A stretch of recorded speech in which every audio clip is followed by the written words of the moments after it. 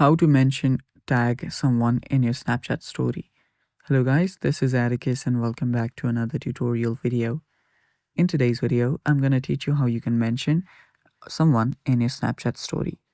So before we begin, if you guys are new to our channel, head down below and hit the subscribe button so you don't miss out on our future videos. Also, press the bell icon so you get notified when we release our new videos. Now let's begin. First of all, open up your Snapchat. Then you can take a snap or you can choose a photo from your gallery and add it to your story. But before adding it to your story, just go over to the text area. Here you will see a button like this. You can then select a person that you want to add on your story, that is tag on your story. So you can just tag them like this, or you can just just give them something like this. And yeah, that's basically how you tag someone on your Snapchat story.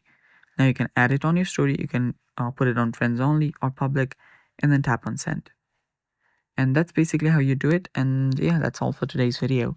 Thanks for watching. Stay tuned for more upcoming videos, and bye-bye.